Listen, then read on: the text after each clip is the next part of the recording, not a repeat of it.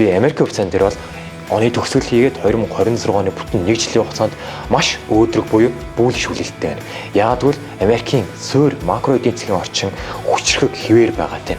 Компаниудын ашигтай ажиллагаа, компаниудын бизнесийн гүйцэтгэл сайн хэвээр байна. Хүрхийн хэрэглээ худалдаа авалт өндөрт хадгалагдсан хэвээр байгаа тийм. SP 500 дээр байдаг Америкийн топ 500 компани үүнээс 84% нь одоо шинжээчийн хүлээлтээс илүү буюу ашигтай ажиллагаа бизнесийн гүйцэтгэл цэвэр ашигын хэмжээнд шинжээчийн хүлээлтийг бит хийчихсэн буюу эвдчихсэн. Сар болгоны ажилд орж байгаа хүмүүсээ ерөөхдөө 40-50 мянган дээр хадгалагдчихвал зохистой ажил эрхлэлт хэвийн ажилтны түвшин бол харьцангуй нормал түвшин 4.2, 4.3, 4 дээр бол хадгалагдах буюу хөдөлмөрийн зах зээл хүчтэй хэвээр байна л гэсэн санаа бол байгаа. Тэгэхээр 22 мянгад бол ерөөсөө тийм октоосо хямралын түвшинд бол өмнө 100 гардаг байсан. Энэ жил 5 дахин буурлаа.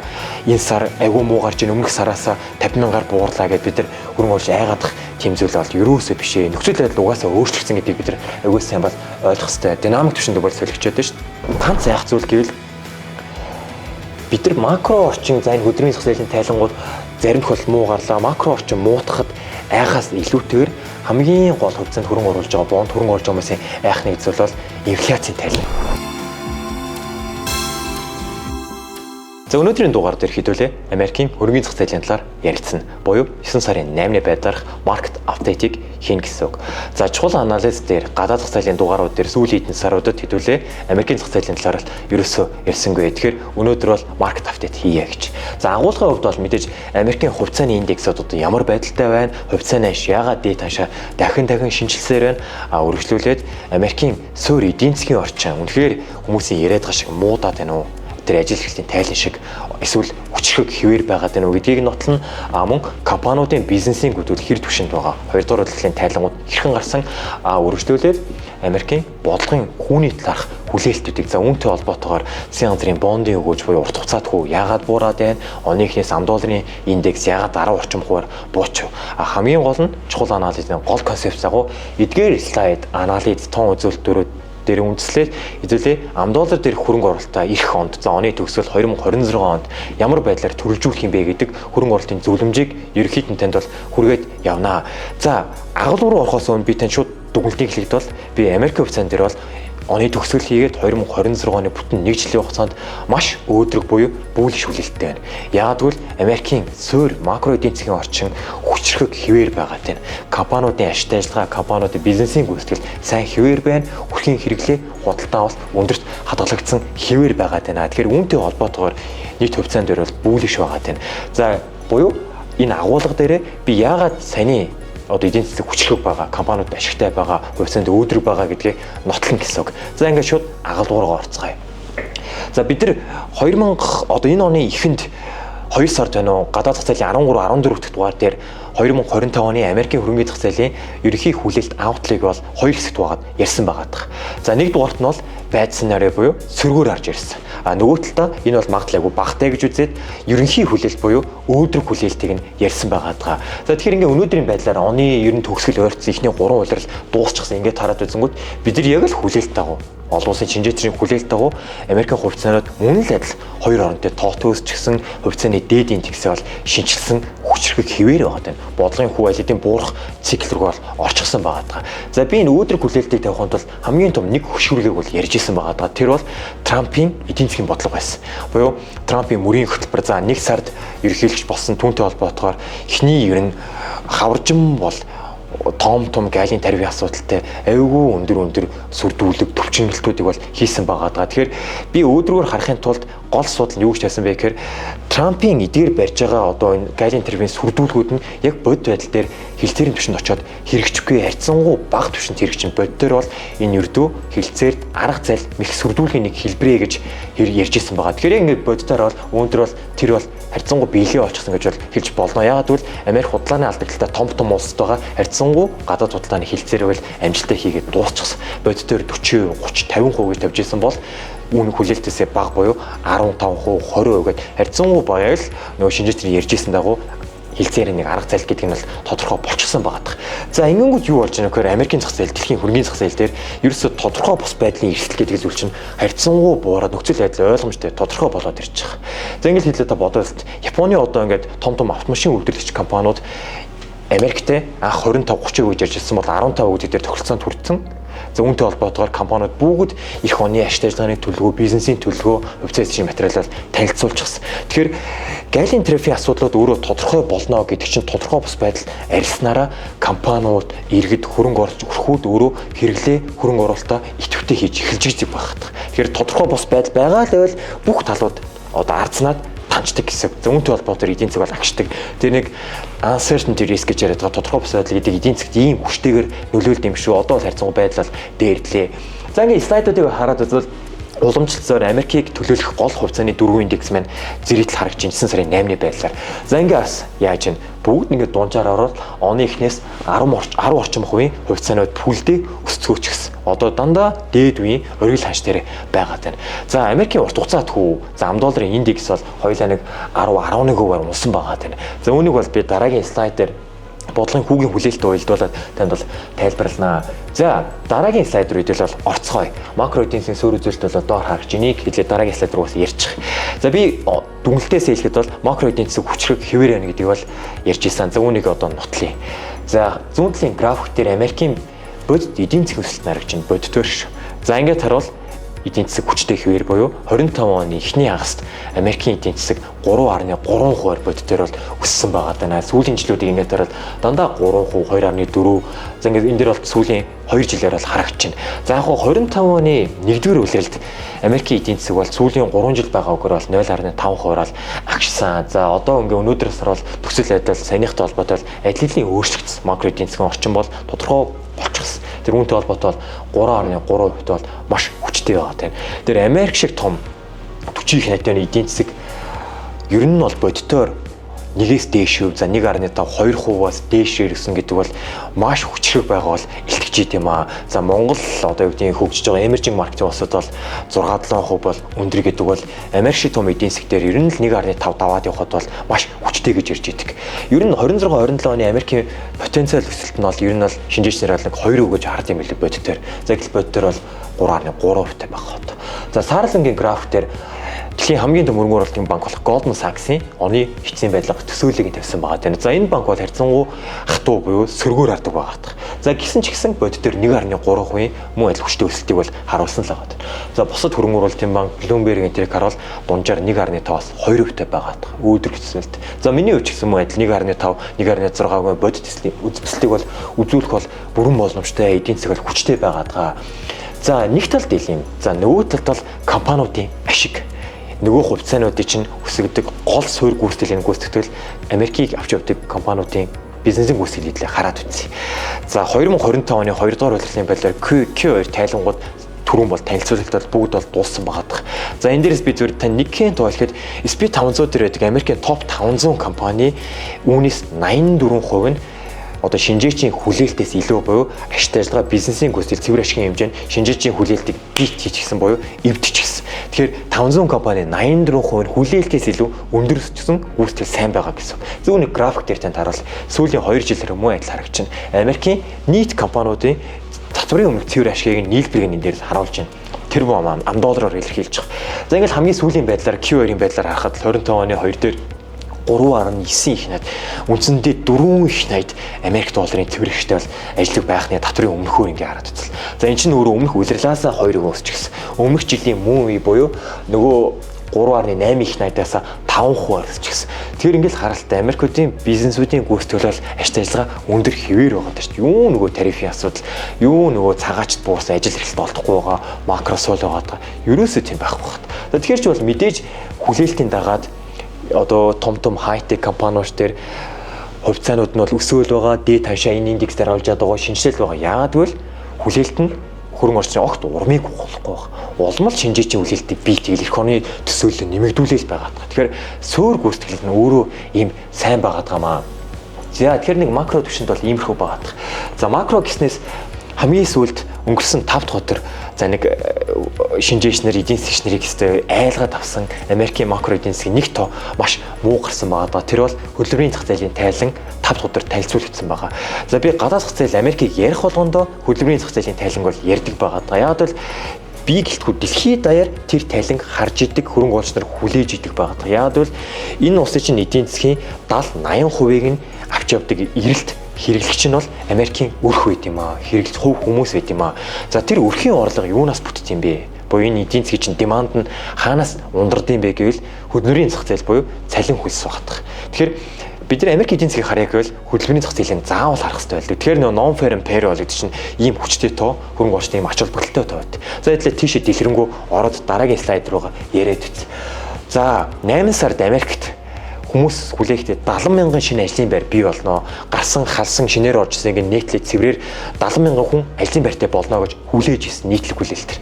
Гэтэл бодит байдал дээр 8 сард ердөө 22 мянган хүн буюу хүлээлтээс 3-4 дахин бага хүмүүс ажилд орсон байгаа. За энэ бол маш муу мэдээ байсан. Гэхдээ хөдөлмөрийн зах зээл муудлаа, эдийн засгийн орчин муудуу, энэ үнэхээр шок хямралын тохиоё гэвэл энэ бол огтоосоо биш байгаа. Тайм байх бол танд бол зөвлөж гинөө. Тэгэхээр би ер нь бол танд за яг үүнийг нотлъя за. Ер нь зөвлөхөд бид нар ингээд эдийн засгийн сөрөг мэдээ харлаа, янз бүрийн мэдээ, сайн муу мэдээ харж байгаа бол түүнийг зөвөр нөхцөл байдлын анализыг нэгээд энэ үнэхээр айх ёстой тоо юу, бодит байдлаар яг ямар байна гэдэг цаад мөн чанарыг нь бол харах аягүй чухал байд юм аа. Тэр энэ дээр бол би ярилцсан хэдлээ. Бодит дээр бол 22 мянга бол гарсан. Энэ бол муу байлаа. За ингээд ажилгүйдлийн түвшинг хараад үзвэл хүлээлттэйгоо 4.3% бол гарсан байгаа тах. За цалингийн өсөлтийг харуул 3.7%. Өмнөх жилийн муу вэс бол 3.7% цалин өсчихсэн. Буюу CPI инфляци Америкт 2.7-тойгоо гэтэл ингээд бодитоор 1% худалдаа авч чадвараар барьсан буюу хөрхүүдийн одоо цалингийн өсөлт хүчтэй хിവэр багт.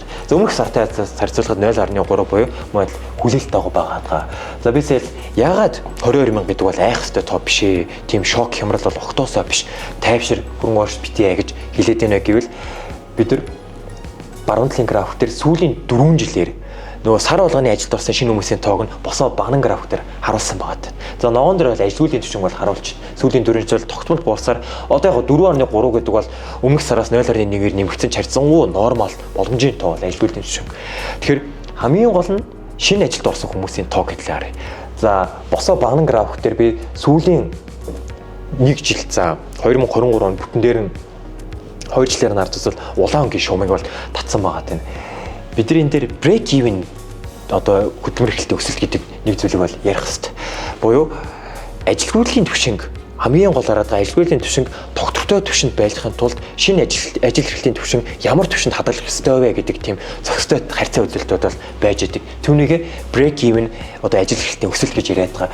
За энэ бол өнгөрсөн 2 жилийн хугацаанд бол 90 мянгаас 120 мянган түвшинд байж аж ажил эрхлэлт зохистой түвшинд буюу макро эдийн засаг сайн хүчрэг хэвээр хадгалагдана. Хүмүүс бодит ажилтны орлого нь сайн гэж ярьж исэн багт. За одоо буюу 2025 он дээр хараад үзвэл энэ нөхцөл байдал өөрчлөгдсөн буюу хөдөлмөрийн зах зээл чинь өөрөө динамик түвшиндээ бол өөрчлөгдөж байгаа. Буюу Трамп чинь нөгөө нэг цагаачлаг бол аль хэдийн Мексик, Венесуэл одоо юу гэдэг Индонез, Филиппинд хүмүүсийг бол хөөгд явуулчихсан байгаа. Буюу цагаачлалын тоол эрс буурсан. За үүнтэй холбоотойгоор бол шинэ ажил горилагчдын тоол буурчиж байгаа. Зах зээлийн орчин бол бүтцийн түвшинд өөрчлөгдөж байгаа. За ингээд энэ онд болон түүний цаашдын одоо энэ оныг төгсөл хүртэлх зохистой шинэ ажилд орж байгаа хүмүүсийн тоо хэд байна вэ гэвэл нөгөө 90-100 орчим буураад ерөөсөө 40-50 мянган орчимд бол хэлбэлцэж байгаа. Баруун тал дарагч нь улаан өнгийн шугам бол татсан байгаа. Тэгэхээр сар болгоны ажилд орж байгаа хүмүүсийн ерөөхдөө 40-50 мянган дээр хадгалагдчихвэл зохистой ажил эрхлэлт хэвийн ажилгүйдлийн түвшин бол харьцангуй нормал түвшин 4.2, 4.3, 4 дээр бол хадгалагдах буюу хөдөлмөрийн зах зээл хүчтэй хэвээр байна л гэсэн санаа бол байгаа. Тэгэхээр 22 мянгад бол ерөөсөө тийм октоосоо хямралын түвшинд бол өмнө 100 гардаг байсан. Энэ жил 5 дахин буурлаа. Энэ сар айгүй муу гарч ийн өмнөх сараасаа 50 мянгаар буурлаа гэд бид нар хөрөнгө оруулж айгаадах тийм зүйл бол ерөөсөө биш ээ. Нөхцөл байдал угаасаа өөрчлөгдсөн гэдгийг бид нар айгүй сайн бол ойлгох хэрэгтэй. Динамик түвшинд бол солигчод байна шүү дээ.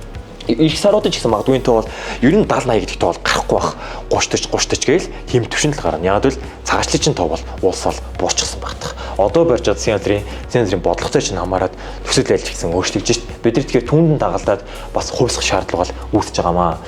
За энэ тайлан гарснаас хойш бидэрт хувьцааны зах зээлд бол нэг өөдрөг зүйл бол бий болсон бол Америкийн төв банк буюу FRB бодлогын хүүгийн хүлээлт байгаа. За 9 сарын 17-нд эхлэн огтлол Америкийн төв банк бол ээлжид хуралдаан бол хийнэ. За яг одоо бол мөнгөний одоо Америкийн суурь хүү буюу бодлогын хүү бол 4.3% дээр бол хадгалагдж байгаа. За эх хонд бол Америкийн зах зээлийн макро эдийн засгийн энэ тоо муу гарсантай холбоотойгоор бол хүү буулах хүлээлт бол огцом нэмэгдсэн. Fed Watch-ыг хараад үзвэл эх 17-ны өдөр бол Америк Төв банк 0.25-аар бодлогын хүүгээ бууруулах магадлал 93% буюу үндсэндээ бол бууруулах нь бол ойлгомжтой болчихсон. За 0.5% буюу арай өндөр бууруулах хувь нь 7% магадлал. Энэ бол арай худлаа. Тэгэхээр юу тодорхойлсон бэ гэвэл хөдөлмөрийн засаглалын тайлан за макро зарим үзүүлэлт тарьцангуй тийм шокийн түвшинд биш ч гэсэн муу гараад ирсэн учраас Төв банк талаас бол хүү бууруулах нь бол ойлгомжтой болоод эхэлсэн. За энэ бол нэг талаараа энэ макро муу мэдээч нь өөрөө хөрөнгөний зах зээл хувьцааны хүрэн орж та бидэнд бол сайн мэдээ болж байгаа буюу 9 сарын 17-наас эхлээд Америкийн Төв банк тэр чигтээ хүү буулгах цикл рүү бол үнэхээр эргэлт буцалгүйгээр хичмтэй орлоо гэдгийг бол илэрхийлж байна. За 17-нд бол 0.25% буулгана. За 11, 12 сард мөн адил 2 удаагийн ээлжид хуралтай байгаадах. За миний хүлээлтээр бол энэ хоёрын аль нэгэн дээр нь буулган буюу энэ онд нийт 0.5% буулгах ерөнхий төсөөлөлтэй байгаа даа. За нөгөө оны ихнийх 3 сарын лайв дээр бол яг энэ хүлээлтээ бол ярьж ирсэн. Яг түүнтэй бол ижилхэн станстай буюу 2 удаа хүүгээ буулгах хүлээлт. За зарим шинжээчнэр хүү буулгах тэр өөдрөг хардаг талууд юу гэж харж байгаа нөхөр 3 удаа буюу гурууланд 0.25-аар нийт 0.75-аар хүү буулгана гэж харж байгаа бол харьцангуй хатуу сөргөөр хардаг, мөний болын хатуу төлөвлөлт хардаг шинжээч хөрөнгө оруулалтын банкуд бол за энэ удаа бол буулгана. Гэхдээ их хоёр дээр аль нэгэнд нь буулгана гэсэн хүлээлттэй байгаа даа. Гэхдээ аль ч талдаа байсан хүү буурах нь бол ойлгомжтой болчихсон. За 2026 он нэгэд хараад үзэл дот плотыг харсан ч гэсэн шинжээчдийн хүлээлтийг харсан ч гэсэн уулаас өгөх бол хүү буураад явахаар байгаа даа. За хүү буурна гэдэг маань өөрөө та бидэнд хувьцаанд хөрөнгө оруулдаг, бонд хөрөнгө оруулдаг бидэрт бол маш сайн мэд. За би яагаад Америк хувьцаанд эх хонд бүүлж байсан гэдэг хоёр дахь үндслээ бол тайлбарлая. Америкт яг одоо хүү Америкийн суурь хүү 4.2 гэдэг бол маш өндөр тоо юм аа. Герман, Европын холбоо, Япон бол дандаа 1-2% бараад байгаа. Тэгэхээр хүү өндөр байна гэдэг чинь үнэхээр ингээд эдийн засаг муудаад ирэх юм бол одоо хөдөлмөрийн зах зээл нь дахиад муу гараад эдийн засагт муу гарах юм бол төдий чинээ буулгах боломжтой орон зай бол маш ихээр байгаа даахгүй. 4-өөс доошоо буулгах одоо хэдэн удаагийн давтартай болох 0.25-аар 10 удаа тасралтгүй буулгахад л 2.5% бүр. Тэгээ дахиад 1.5 үлдэнэ гэдэг чинь хүү буулгах ийм хэмжээний орон зай байгаад байгаа, ийм хэмжээний эдийн засгийн потенциал байгаад байгаа. За хүү буурах болгонд бол хувьцаанд бол яаж ч гэсэн өөдрөөр нөлөөлнө. Энийг бол би ярилдаггүй. Угаасаа дэлхийн хөрөнгөний зах зээлийн түүх бол үүнийг бол угаасаа нотолчихсон байгаад байгаа тоон зүйлүүдээр. Яг бол хүү буурангууд бондын хүү, хадгаламжийн хүү, кредит маркетаас чинь хүү буусанд холбоотойгоор хувьцааны зах зээл рүү мөнгө орж ирнэ. Мөнгөний шифт болж ирнэ. Тэр хувьцаа басна. Нөгөө талдаа хамгийн гол нь зах зээлийн орчин талаас хүү буурахаар чинь за нөгөө мөнгө ашиглахны зардал чинь буураад ирэхээр бизнесүүдийн хөрөнгө оруулалт нэмэгдэнэ, бизнесийн зээлүүд, компани үйл ажиллагаа одоо хөрөнгө оруулалтууд нэмэгдээд эхэлдэг. Нөгөө талдаа өрхийн моргежийн хүү буурсан, автомашины зээлийн хүү буурсантай холбоотойгоор, кредит картын хүү буурсантай холбоотойгоор өрхийн хэрэглээ нэмэгдээд эхэлдэг. За тэгэхээр нөгөө бизнесийн идэвхжил, хөрөнгө оруулалтууд, иргэдийн хэрэглээ, нөгөө суур демандууд нь бий болоод ирэхээр эцсийн эцэстээ компаниудын ашиг ажиллагаа нэмэгдэх буюу нөгөө л хувьцааны ашиг өсөх суур ашигын гүйцэтгэл нь бол хэрэгжиж эхэлдэг байгаа. Тэр бол ийм хоёр хүчин зүйлтэй холбоотой хүү бууралтсан хувьцаанд бол ялчгүй өөдрөг нөлөөлдөг байгаа. 26 онд бол хүү тасралтгүй буурсаар л байна.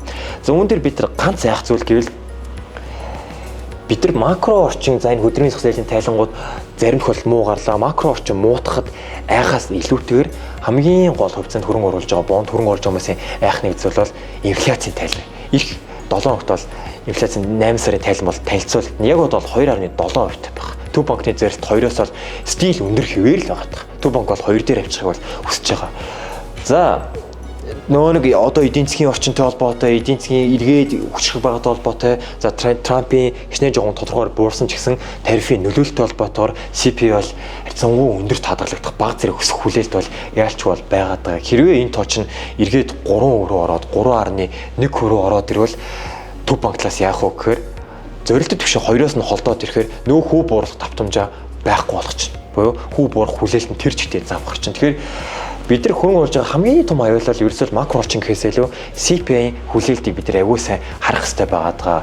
Ерөнхийд нь ярил CPI харьцангуй доктортой нормал түвшинд хадгалагдаад хүү буурах цикл нь бол магадлал мэдээж бол өндөртэй байгаад. Тиймдээч бол эдгээр хувьцаанд бол өсөж байгаа. Гэтэл бид нар бол ажиллах хэрэгтэй.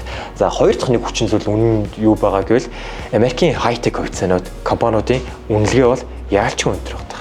За үүнийг бол мэдээж компаниудын өөрсдөө гүйцэтгэл суурь ашиг ажиллагаа бол сайн байгаатай холбоотой мэдээж хувьцааны ашиг нь бол тэгж одоо эргээд хүлээлтийн бит хийгээл байгаа чинь даваал байгаа юм чинь хувьцааны ашиг бол унах нөхцөл бол бүрдэхгүй л байна. 26 он ч гэсэн мэдээж бол ашиг ажиллагаа дагаад бол хувьцаанууд хичнээн үнэлгээ өндөр байгаа ч гэсэн өсөд явах нь бол баг ойлгомжтой шахуу болов уу гэж бол бодож байна. Гэхдээ яг мэдээж портфолио дээр бол бүрдүүлэхдээ та бүхэн үнэлгээ өндөр байгаа гэдгийг сайн ойлгоод харьцангуй төрөлжүүлэлтийг бол сайн хэрэг. Заавал хайтек нөгөө P-ийн 40 50 дахин өндөр байгаа хувьцааны дээр бүх багцаа бол бүрдүүлэх шаардлагагүй.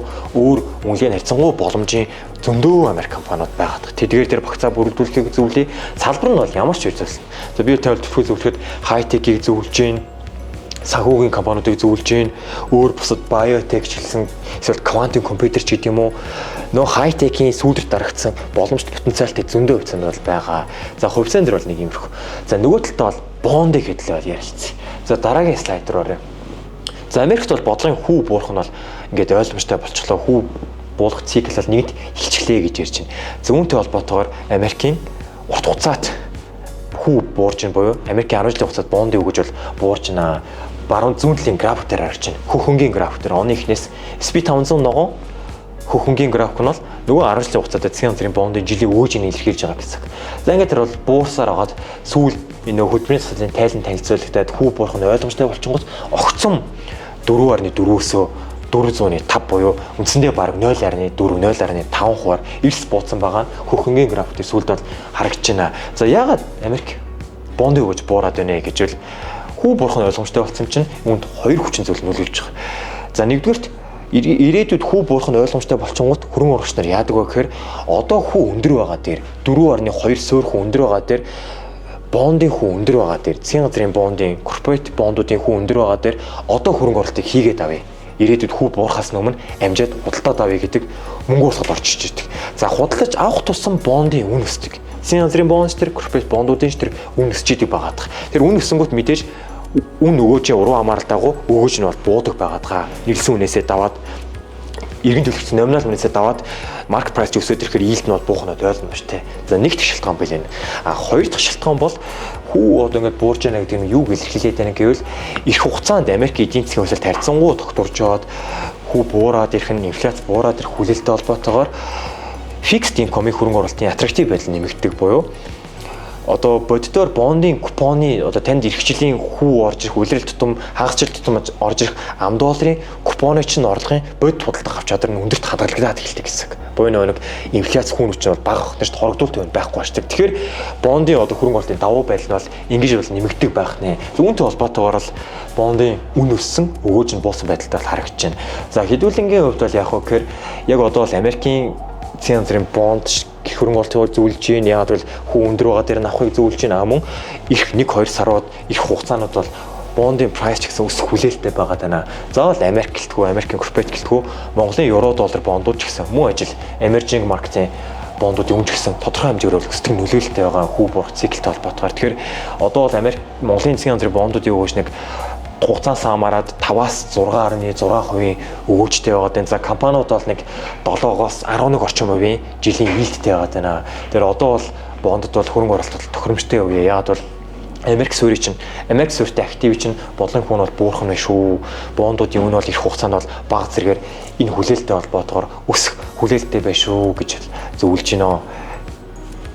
Тэгэхээр хэдүүлгийн хувьд бол хамгийн ойрхон нь бол за голомтын ч юм уу худалдаа хөгжил MMC ч юм $10 бондууд бол бидэрт бол байчих. Магадгүй л өдөр болгон харилцаанууд бол хийгдэд бол явж байгаа. За ногоон график дээр SP500 бол нөл түүхэн дэд таашаа шинжилсэн 6500 дээр харагдаж байна. Нөгөө нэг 13 дахь дугаар дээр буюу энэ оны хүлээлтийг ярьсан дугаар дээр бид SP500-ыг яг оны төгсгөлд 6500-аар хамгийн нормал хүлээлтийг харж байсан. Яг тэр дагуу өнөөдөр бол бэлдсэн шахуу багтах. За ирэх 2 сарын хугацаанд яг хөөгээр бид нар чинь тухайн үед P-ийг 21 дээр хараад компаниудын бизнесийн гүйцэтгэл буюу EPS-ийг 310 поинтоор өсгөөд нийт нийлбэрээр нэг харсан чинь нэг 7300 мөрөнд дээр бол харж исэн байгаа. Хит өөдрөг төсөөллөөр бол тэгэхээр яг одоо ингээд ирэх 2 сарыг хараад ер нь л SP500 бараг 7000-ыг эвдэх бол оны төгсгөл 7000-ыг эвдэх бол эдгээр хүчин зүйлтэй холбоотойгоор миний хувьд бол бүрэн боломжтой гэж бол харж байна. Яг бол хүү буурах гад байна, эдийн засгийн хүчтэй байна, бизнесийн суурь гүйцэтгэл сайн байгаад байна шүү дээ. За баруун талд эцэст нь харуулхад SP500-ийн сүүлийн 30 жилийн түүхэн гүйцэтгэлийг нь харуулж байна. Тухайн жилд нийт хэдэн өөр өсөв гэдэг өөрчлөлтийг нь харуулж байгаа гэсэн босоо банан график. За ингээд харангуут ер нь бол бүхэлдээ л өсөлт. Сүүлийн 30 жилийг нь дундсаад үзэнгүүт Америкийн топ 500 компанийн хувьцааны индекс ерөөсөө л 9-10% өсдөг юм байна. За ингээд сүүлийн 3 жил харсан 23 онд 25% өсчихсэн, 24 онд 24% өсчихсэн. За одоо энэ оны ихний байдлаар ихэд 10.4% өсчихсэн. За оны төгсгөлд энэ магадгүй 14-15% болох магадлал өндөр байгаа даа. За ковид бол яг мэдээж 20%-аар буурчихсан. За сүүлд 8 оны Lehman shock буюу дэлхийн санхүүгийн хямралтай холбоотойгоор 38% унсаар гэж байна. За нөх нь бол .com bubble буюу интернет нөгөө бум бабл харгасантай холбоотойгоор 3 жил бол унсан бол харж байна. Гэхдээ л нийт хугацаанд бол Америкийн хувьцаат бол үнэхээр хүчрэг байгаа тийм. Одоо та зөв ингээнээр л бодоод үзэлтэй. Бид ингээд сая яг 5 сард байна уу 6 сард DeepSeek гэх хямралууд гарч ирсэн. Хятадын компани Америкт өрсөлдөг, Америк Хятад хоёр нэгт хоёрт орохоор өрсөлдөг. Хятадын компани Америкийг бараад одоо барах гэдэг гэх мэтлэн DeepSeek шок хямралууд байл ярьсан байгаа. Ингээд бод байл дээр харангууд огтхонч тийм байхгүй. Америкийн нөгөө гайхамшиг долоо буюу Magnus 77 чинь бүр дэлхийг үнэхээр атгачихсан багт. Одоо та зөв бодоод зүгээр ингээд хаа бас Америкаас хол Монгол 3 сая үнэтэй хөгжиж байгаа харьцангуй ядуу бороо бас бид нар хүртэл эдгээр тэр 7 компанид бүр цаг тутамд мөнгө төлдөг байгаа. Өчигдөр шин Netflix-ийг үзэж байгаад ирсэн, өглөө YouTube-ийг сонсож байгаад ирлээ. За энэ slide, Excel, graph, PPT чинь бүгд Microsoft-ийн бүтээл. Энэ компьютер ч гэсэн Microsoft. За бид нар яаж ин Facebook, Meta дээрс нухаж чинь, гар утасна гэсэн яаж ин Apple байгаа тань. Хаа бас Монгол тарахад. Гэтэл чинь дэлхий даяар байгаа тоххой. За тэгвэл та нөгөө талаас нараад үзээрэй. Яг үүний чинь эсрэг талд Microsoft-ыг барах, одоо PPT-г барах, Meta-г барах Хятад компани байгаа юу? Герман, Япон компани байгаа гэвэл ерөөсөө тийм бол биш байгаа даа. Яагаад Америкийн компаниуд 3.9% цэвэр ашигтай, нийт компаниудын 30% нь хай-тек технологийн өндөр компаниуд өндөр инновацийг бий болгоод байна гэвэл Япон, Германаас ялгаатай нь бол яалчгүй хай-тек буюу инновац нь багт. Нөгөө улсууд нь бол яаж яах вэ? Нөгөө хуучны үйлдвэрлэл, автомашин, том механизмтайгаа ноцтолдог. Гэтэл бол Америк дээр бүр бүс нутгийг үл хамааран клауд бизнесээ дамжуулаад хаанаас ч хамаагүй $3, $30 гэхээр бүр маш хэмжээний мөнгөсгөл бол өөрсдөө татчих. Яг л инновац байгаа учраас тэр иймтэй холбоотойгоор Америк хай-тек компаниуд өссөөр л байна. Цаашид ч гэсэн үнэлгээ нь 1000 өндөр байгаа ч гэсэн өссөөр байх болов уу гэдэг одоо саний энгийн чигээр тайлбарлалаа тийм хүлээлттэй байгаа даа. За ингээд өнөөдрийн дугаараар хэдүүлээ өндөрлөө.